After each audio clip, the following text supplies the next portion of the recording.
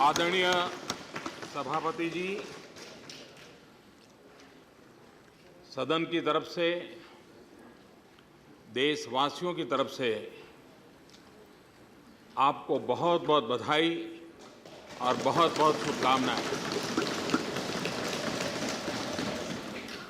आज 11 अगस्त इतिहास की भी एक महत्वपूर्ण तारीख से जुड़ा हुआ है। आज ही के दिन 18 साल की छोटी उम्र वाले खुदीराम बोस को फांसी के तख्त पर चढ़ा दिया गया था। देश की आज़ादी के लिए संघर्ष कैसा हुआ, बलिदान कितने हुए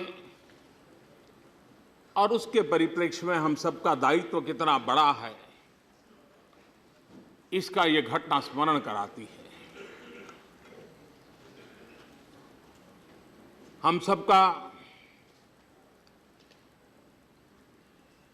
इस बात की ओर ध्यान जरूर जाएगा कि आदरणीय श्री वेंकैया जी नायडू देश के पहले ऐसे उपराष्ट्रपति बने हैं जो स्वतंत्र भारत में जन्म लिया है।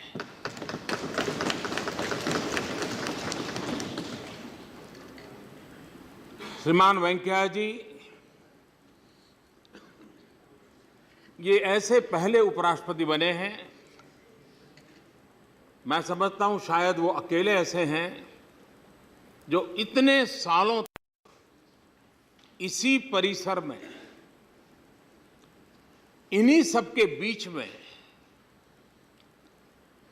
पले हैं, बड़े हैं।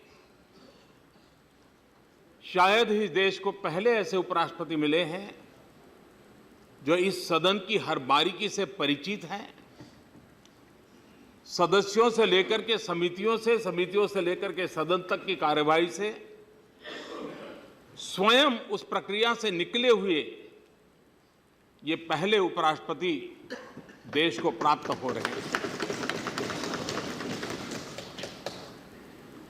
सार्वजनिक जीवन में जेपी आंदोलन की वो पैदाइश है। विद्यार्थी काल में जयप्रकाश नारायण के आह्वान को लेकर के, शुचिता को लेकर के, सुशासन के लिए जो राष्ट्रव्यापी आंदोलन चला,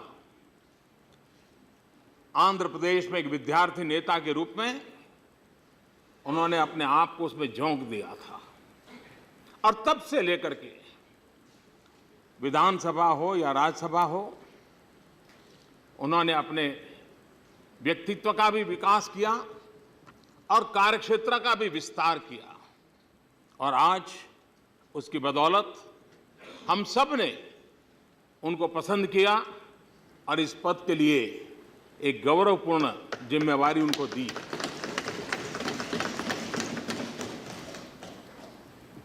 वेंकैया जी किसान के बेटे हैं।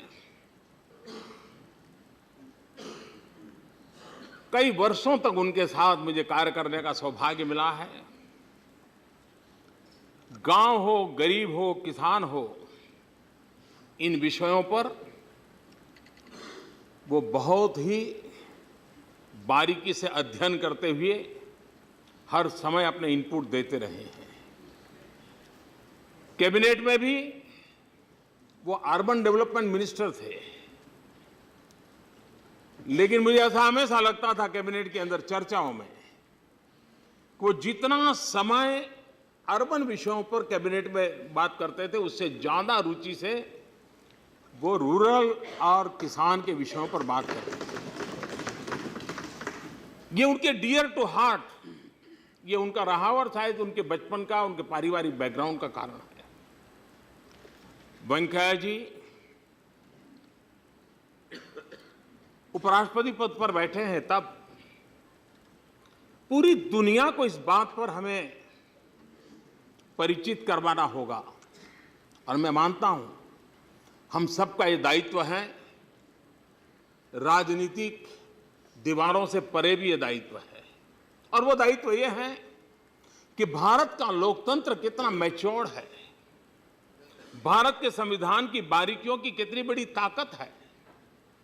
हमारे उन महापुरुषों ने जो संविधान दिया, उस संविधान का सामर्थ्य क्या है कि आज हिंदुस्तान के संविधान पदों पर वो लोग बैठे हैं जिनकी पार्श्वभूमि गरीब की है, गांव की है, सामान्य परिवार से है, वो किसी रईसी खानदान से नहीं आए।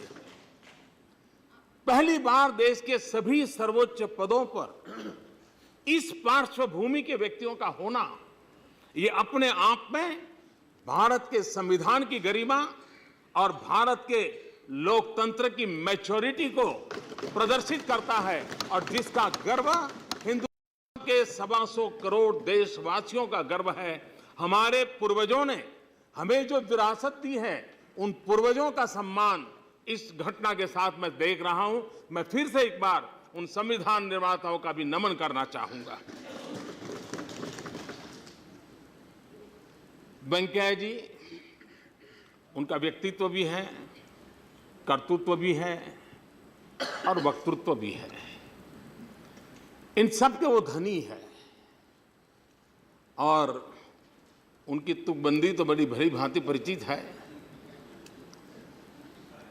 और कभी कभी वो जब भाषण करते हैं तो, और वो भी अगर जब तेलुगु में करते हैं, तो ऐसा लगता है कि वो सुपर फास्ट चला रहे हैं।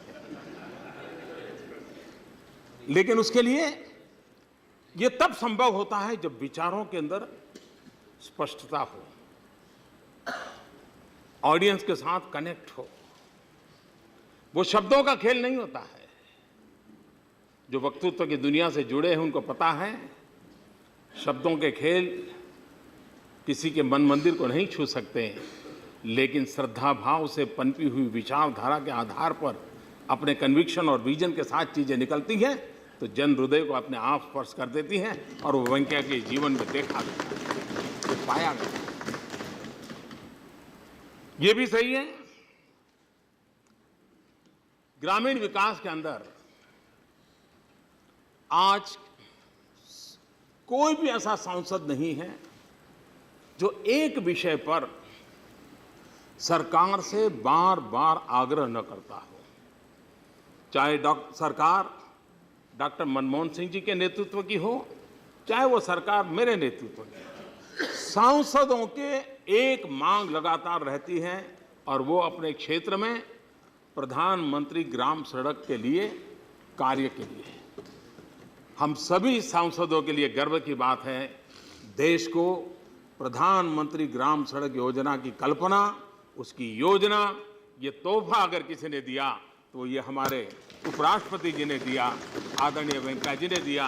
जो आज, और ये चीजें तब निकलती हैं कि गांव के प्रति, गरीब के प्रति, किसान के प्रति, दलित पीड़ित शोषित के प्रति अपरत्व होता है, उनको कठिनाइयों से बाहर निकालने का संकल्प होता है, तब ये होता है। आज जब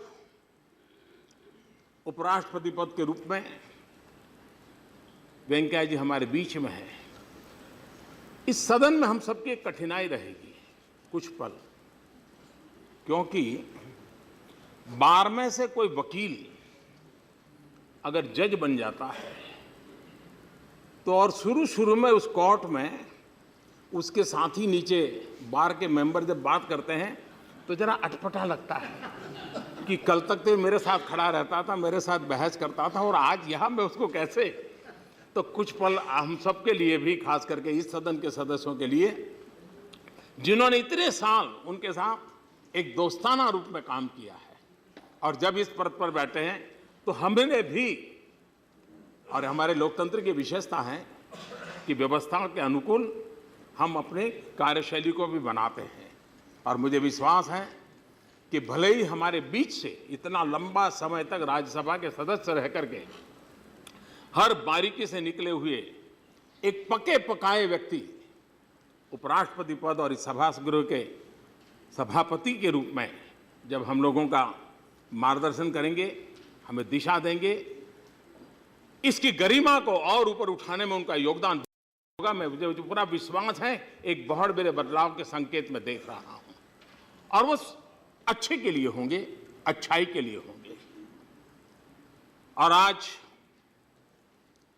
जब वेंकैया जी इस गरिमापूर्ण पद को ग्रहण कर रहे हैं, तब मैं उसी बात को स्मरण करना चाहूंगा, अमल करो ऐसा अमन में, अमल करो ऐसा अमन में, जहां से गुजरे तुम्हारी नजरें उधर से तुम्हें सलाम आए। और उसी को जोड़ते हुए मैं कहना चाहूंगा, अमल करो ऐसा सदन में, जहां से गुजरे तुम्हारी नजरें उधर से तुम्हें सलाम आए। बहुत बहुत शुभकामनाएं, बहुत बहुत धन्यवाद।